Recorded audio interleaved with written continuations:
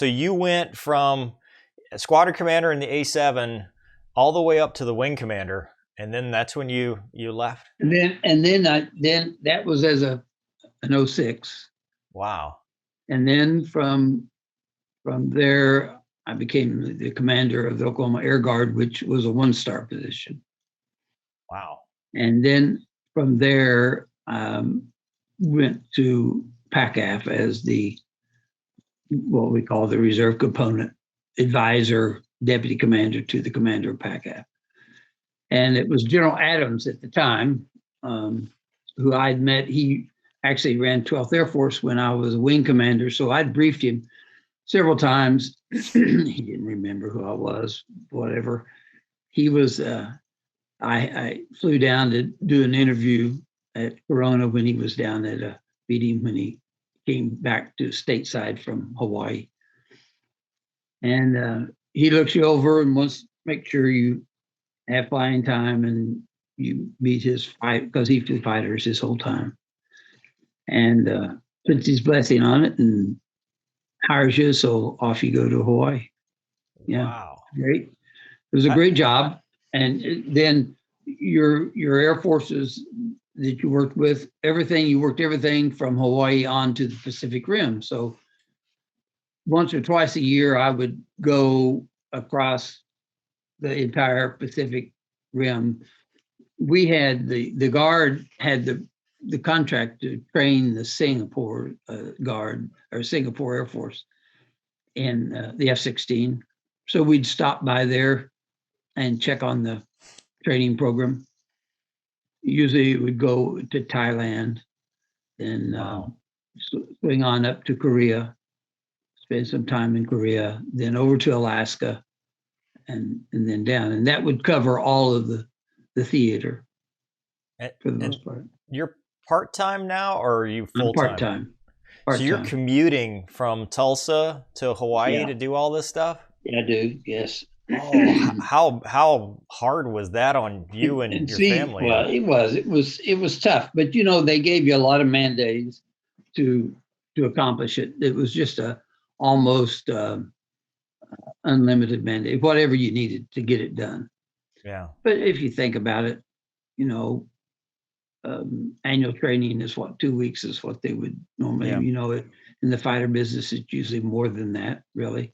Actually, for any guardsman, it's more than 2 weeks. Any guardsman that only puts in 2 weeks really has difficulty maintaining continuity or currency in anything.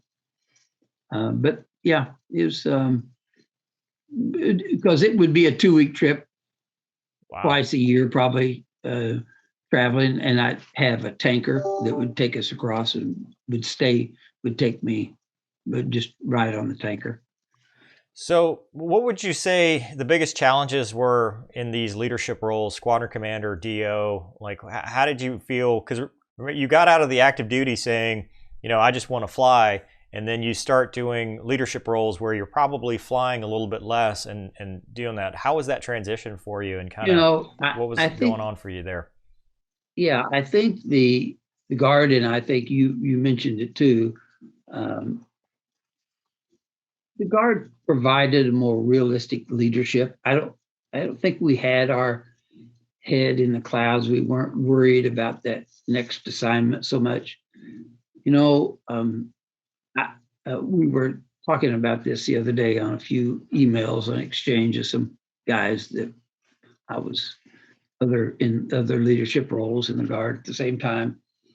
We were telling the story about the North Dakota Guardsman 20-some years ago, 25 years ago, that was a lieutenant in Minot, or up in North Dakota, where the Happy Hooligans were flying. And they were flying F-4s at the time in the air defense role. And a baby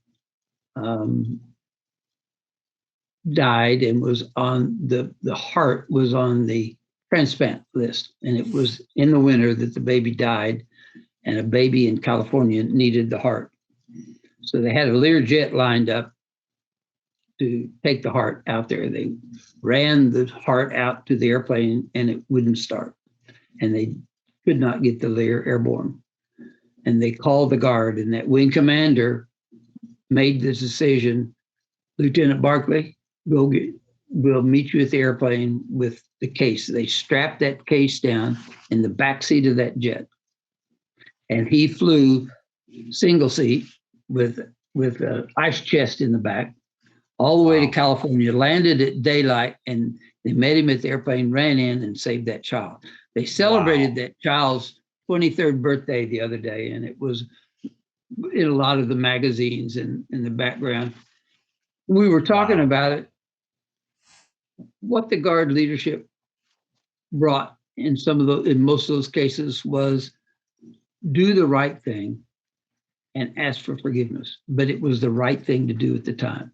If it was wrong, if something happened, I'll have to bite the bullet and I take it. But it was the right thing to do. And you all credit to those guys that leapt off in midnight to take that. Wow, that's an awesome story. All the way to the West Coast. Great. That is a great story. But it just we went by. Better to ask for forgiveness, but do the right thing.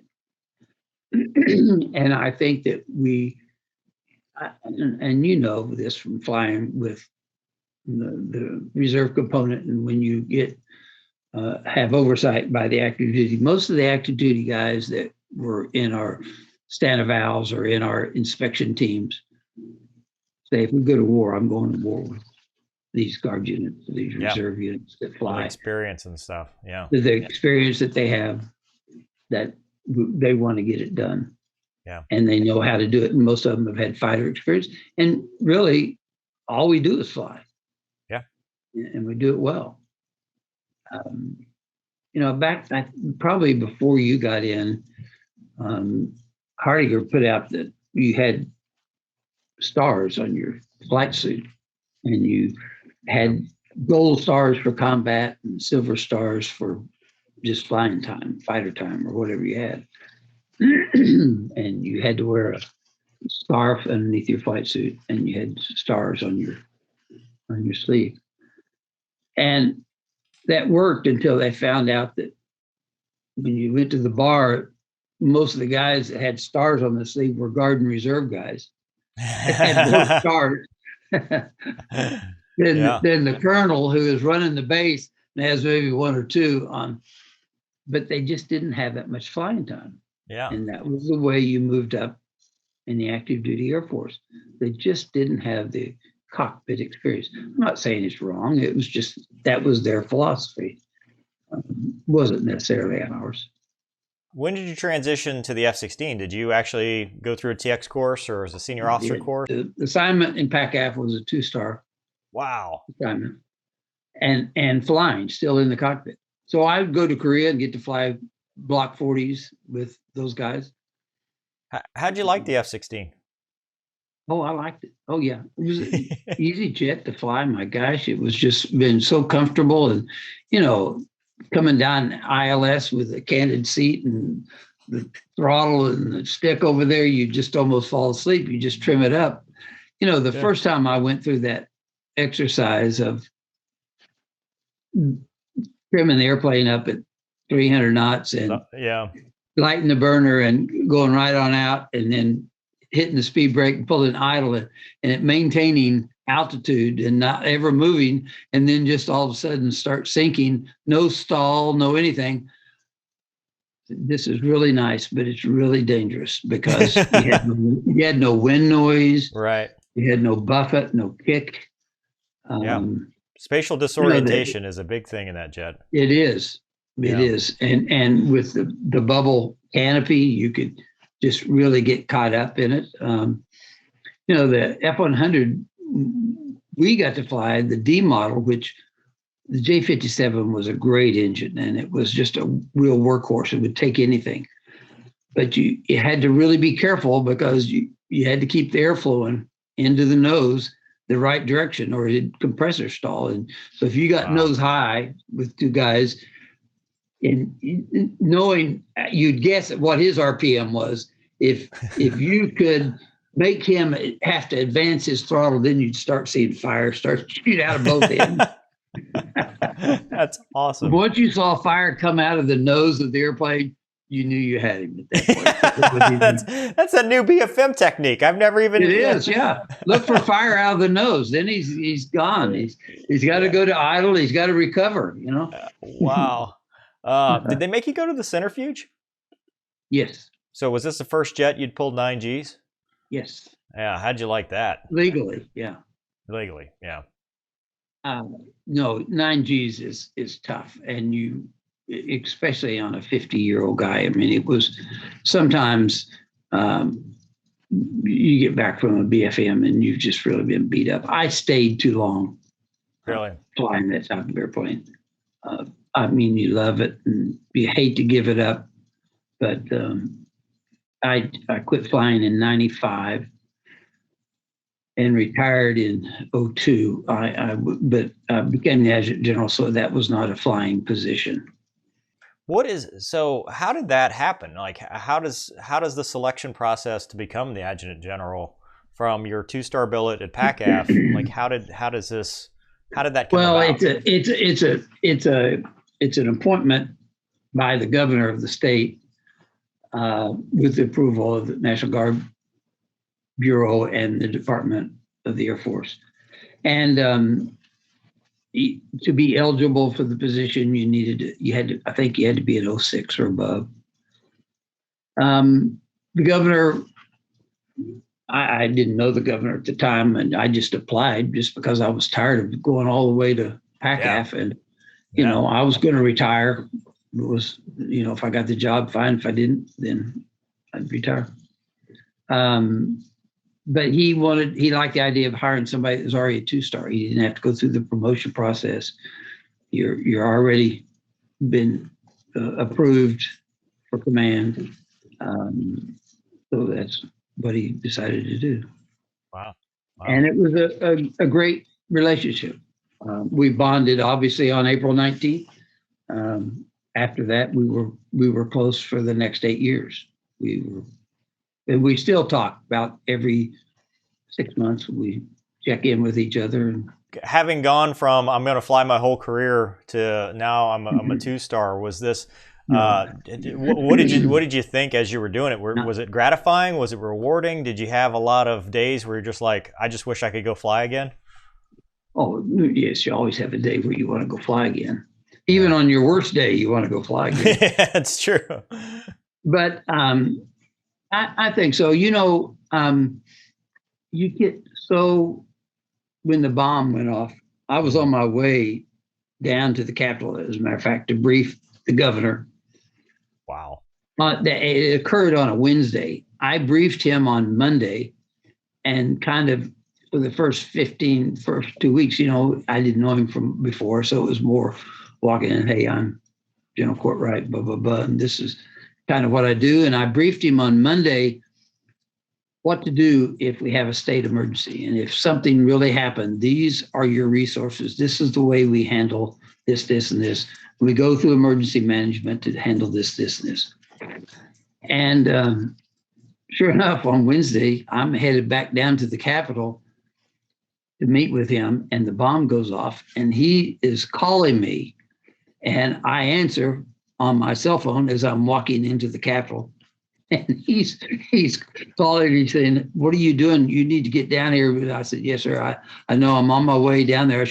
I'm come walking in, and he's in his office, and I'm on the cell phone talking to him. He looks at me, we're looking, he puts up the phone. Wow.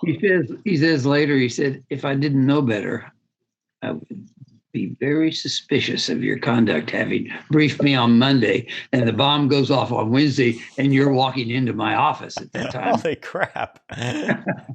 Wow. You talk about gratifying. And I during the Murrah building bombing, the bomb went off in front of the building, and it was just a gigantic hole where the bomb went off. I don't know if you remember this happening in April, and it blew off all the front of the building, killed 167 people, something like that. And the building was just total trashed. His name was McVeigh, and he had fertilizer in the back that he exploded. Well, the crater itself was a crime site and a crime scene that the FBI and all their experts had to protect. But they were also trying to go through rescue operations because we had people trapped inside the building. They came in and dug out that bomb hole with these diggers, and they marked out where every dump truck load came out of that bomb hole and put in these dump trucks, and it went out to the sheriff's practice arming range where they practice shooting range, dumped it in the pattern, rebuilt the hole out there, if you will, to some extent. And they needed people to sift through the debris. And so we brought in airmen and soldiers to sift through there with their hands, scraping through. And they would find sometimes ears and fingers and things because the nursery was on the first floor of the building. Yeah. And the FBI agent that was in charge of that was a old crusty guy that had investigated a lot of bombings and was the bombing FBI expert. And I'd go down there in the evening and he would have a gathering of all of them and tell them how the day went, thank them for what they were doing. This is what we found. This is where we think we are, blah, blah, blah. And we had a chaplain down there to stay on the pile with them when they're sifting through this.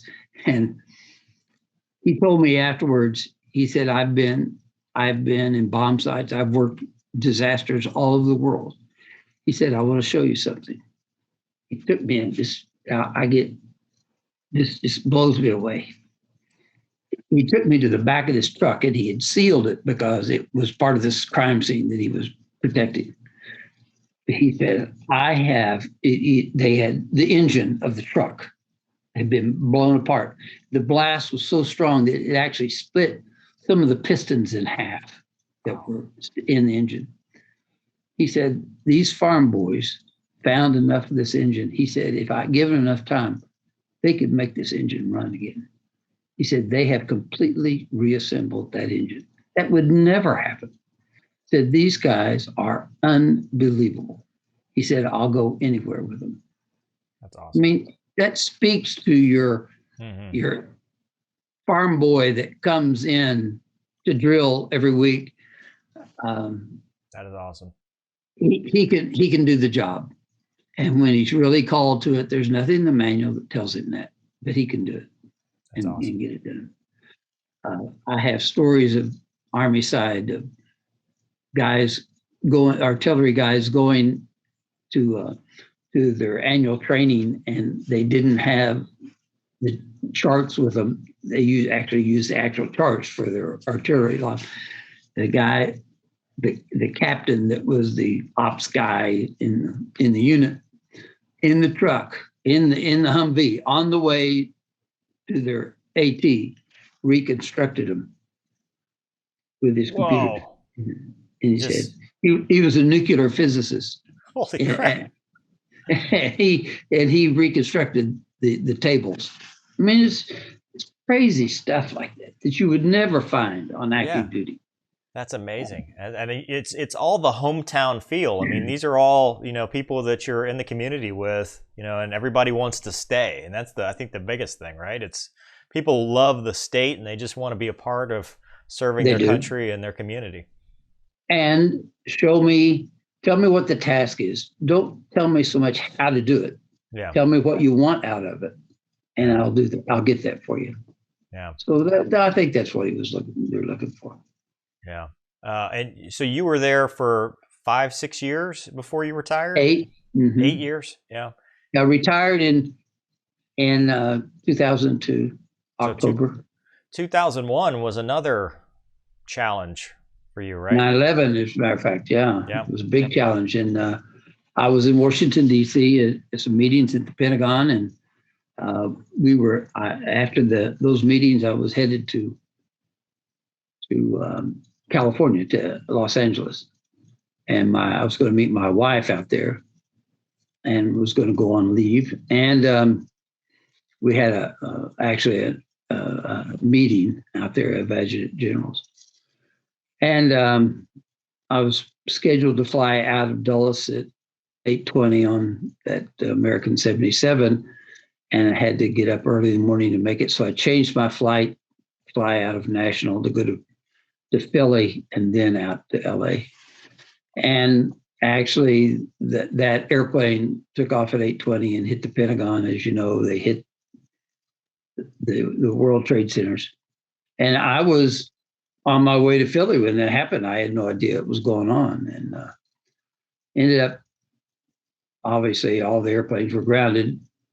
When I was in Philly, I was looking to, the governor's calling me, wanting me to get back to the state, obviously. Yeah. One of those, he said, I pick up the phone, I want you to be walking in my office. And when I pick up the phone. Where are you? Yeah, where are you? How did you not know this one was happening? And so we have a King Air assigned. Every state has a King Air assigned to the state, and we got a mission for them to come up and pick me up on the night of 9/11. And so I flew back that night with only airplane, took off out of Philly, cleared direct Oklahoma City. Yeah, nobody else was airborne. Nobody was airborne. Quiet. It was just like Vietnam. It reminded me of Vietnam, that was just completely quiet. Nobody on the radios. All you did was you heard guys checking in on tankers to refuel, and flying over all the major cities, as I'm coming south. And it was really a strange experience. 2002, I mean, that's shortly thereafter, relatively speaking. Did you retire from that at that point and decide I'm done? I was asked to come on board for the TSA at that time. They were looking for people from leadership, and they recognized the military had some of that leadership, and went to work as a federal security director for the eastern part of Oklahoma. Everything that had to do the pipelines, the trains, the hazardous duty truckers, and all the airports and everything. Yeah. It was something different. Yeah. And to move on. Yeah. Sounds awesome. Sounds like a challenge. So it was a challenge, and it was a chance to get to be with some really, really great guys that were about my age, that were retired and were motivated just to serve and to use that experience. And they gave us a tremendous leeway at the beginning. It was like any startup operation. They were very dependent on the leadership ability and the experience of the guys they had in positions. Then gradually, like any large organization, everything begins to migrate towards headquarters. All the control goes back to headquarters, and the airports are left with very little control. And by the time I left, it was time for me to move on and retire. So what'd you do in retirement? Like what have you been up to? Play golf, yeah. Play golf? I try to get Noonan to give me lessons, but he's so busy I can't get a lesson from him. Well, there's your segue. We have interviewed Noonan on the channel. What is that connection? Well, Noonan, I played golf with him since he was 12 years old. He was actually playing golf. I was probably drinking beer. But, we would have a tournament every year in Stillwater, which was his hometown. And his dad was in the same fraternity I was in. And when we played golf at the Stillwater Country Club, Noonan, as a 12-year-old, we would grab him because he was a good golfer, and I'd get him on my team.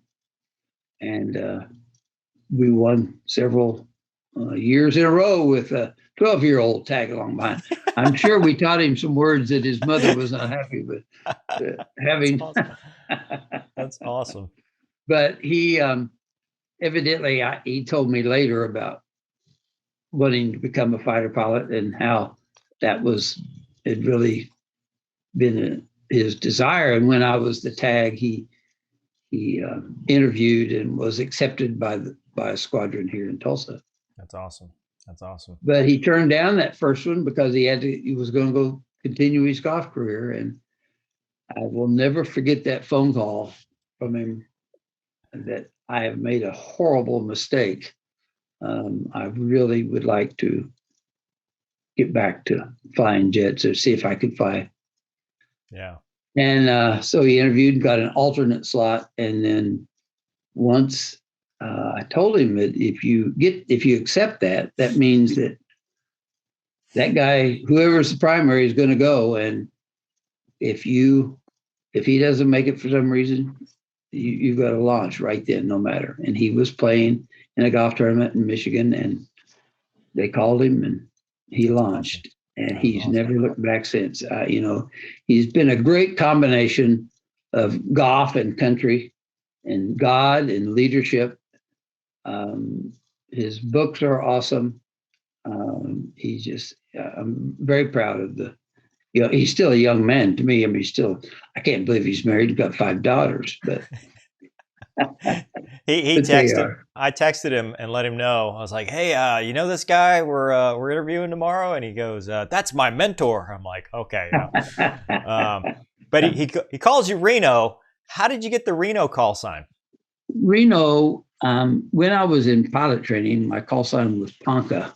My hometown is Ponca City, and Ponca were the Indians that lived in that area, and it had a VOR, TACAN VOR, that was called Ponca, and so it was called Ponca. But in the 70s, when Steve Allen had the night show, he was called Steve Reno, and every Steve was Steve Reno, and so I was Reno.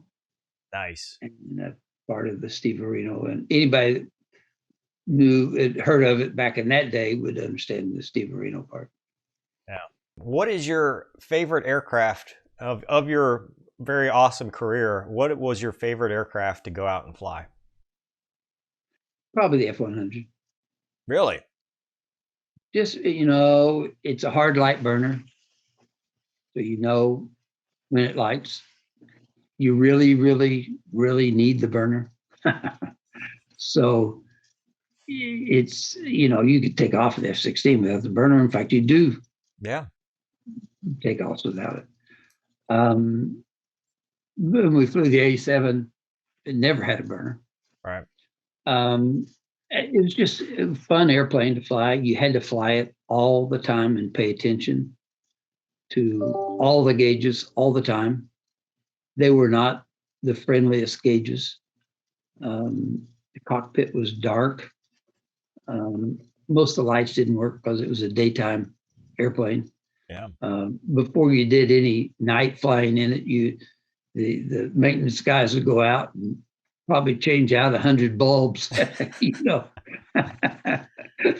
fix rheostats. So because probably most of the rheostats had been stuck on high and burned out all the lights. It's just a busy, tough airplane to fly, and we had guys that couldn't handle it. It was too much. You talked about Vietnam, but do you have a favorite or scariest story in any other aircraft for flying wise? F-16, F-100, or A7? Well, probably the most memorable in A7 was flying against the MiG-21s at Red Flag. They had a program called Constant Peg, and they would come into the briefing at Red Flag in the mass briefing, and I got a tap on the shoulder, said, "Come with me." And so I go out of the room. They take me into this room and say, "Look, we're going to have you fly this special mission. You need to sign this non-disclosure statement. And this is what we're going to tell your family if something happens to you on this mission." Well, I mean, obviously, you're not going to turn it down. You say for sure, yeah. Do you still want to do this? Yeah. What is it? Hell yeah, I'm in. but you had no idea what it was because the program was highly classified and was not released until just probably 5 years ago, maybe. And the mission was to go out and go up to Area 51, and you would given a holding point, and they would the planes were kept in the hangar, and they had all the satellites timed, and you would probably get 40 minutes, maybe 30 minutes in the area at the most. Sometimes 15, because they would monitor the satellites and they didn't want any of the airplanes exposed on the ramp when a spy satellite would come over. Wow. And the program was really, really quiet. I mean, when it was finally released that we had MiG-21s that we were flying against that were ours, it was a big shocker to a lot of people. And it's one of those things that you really want to tell people about, but you can't. Yeah. And you couldn't even mention the word constant peg. You couldn't ask somebody if they were constant peg briefed. After it was declassified, I found out that one of the guys from my pilot training class was one of the founders of that. He was an aggressor, and he was flying in that program. Wow.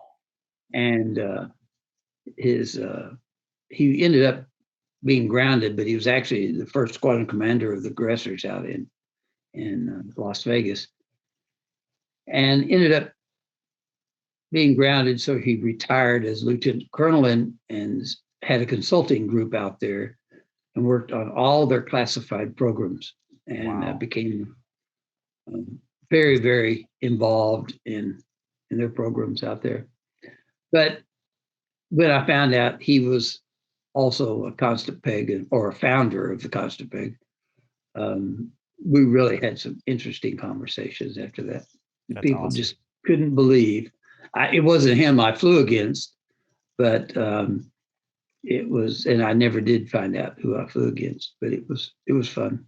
How'd you do? Great to find out.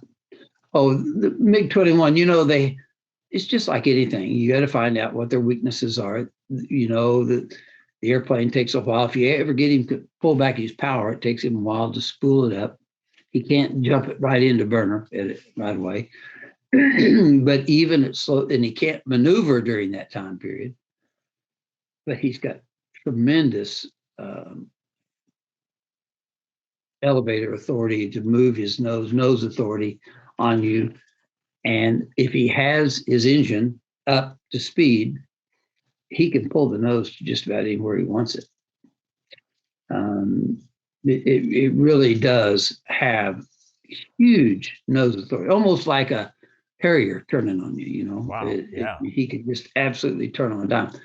So after you go through and he gives all the demonstrations and you look over the jet and you have all the fun talk, if you have time at the end of it, then you break off and you have a couple of engagements with each other, and just turn off and come back heads on. And he absolutely, of course, the setups were pretty easy for him because you had to keep each other in sight the whole time.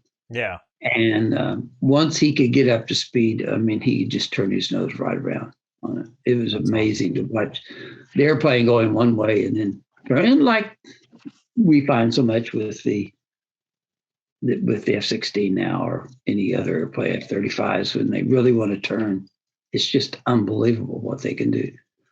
I don't think he could pull a lot of G's, but he certainly had a lot of nose authority. Wow. I never saw any MiGs when I was in Vietnam. Of course, they never flew at night.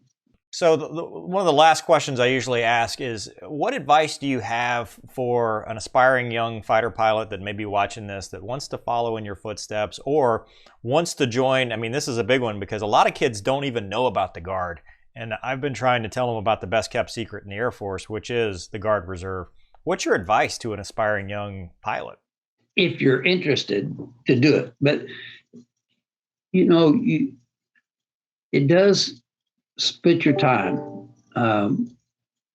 You have to be in a career a civilian career that you own, that it's yours. My practice was my practice. My practice suffered as a result of it, but it was something I wanted to do. There were about probably 4 or 5 of us in there that were lawyers at the time, or had businesses of their own that they ran. It was hard to work for an employer other than an airline and fly for the Guard. Yeah. So most of the guys were self-employed and remained very flexible on their hours and controlled their hours. But as a result, they were free thinkers and problem solvers and would tell you what they think. But you don't get carried away with a career. Am I going to, I need to make 06 before I retire. I need to fill these squares before I can move on. You just want to be the best that you can be at what you're doing. Yeah. And you develop some real expertise. And it's not in it. It is not just the pilots. It's the aircraft mechanics are the best in the world in the Guard and the Reserve. They're at it. They've known that airplane for 20 years, for 30 years. It was their airplane. Yeah. They knew that tail number. They bring about the best preventive maintenance in the military. Awesome. Yeah. So I think any career, whether it's flying or whatever it is, if you maintain the perspective on it that you need to maintain, and that is, I'm going to do the best that I can do right here. I'm not worried about making tech sergeant or master sergeant or lieutenant colonel or being the squadron commander. You do what you do. And that's what most guys do. Now, once you get into a position, though, it's like anything else. You know, if you're the ops officer and you're a lieutenant colonel or you're a major, there's only a few other places that you can go. So it's kind of your responsibility to look around and say, look, I got to get out of the way of other guys that need to move into my position. There are other guys that could do this job. So I would encourage guys that 4 years at the max, 3 years, but 4 years at the max, you need to move on. You move to another unit, or you move to state headquarters, or you move to something else, but you need to move over and let somebody else have a shot. Sir, thank you so much for being on the channel. I appreciate you telling your awesome story. It has been an honor and a privilege to listen to you tell such amazing stuff about the F4 and the F100 and the F-16. Thank you for coming on the channel. You bet. Thank you for the opportunity, and keep doing what you're doing. The stories, I know young pilots, this is what they want to hear. Yeah. And to hear about these opportunities, and you'll help them. And I'm sure you'll be contacted by some guys, even as they, what do I do? How do I do this? Yes, and sir. You'll have all the answers. And I appreciate you doing that. So keep up the great work, too, Mover. Thank you. Sir.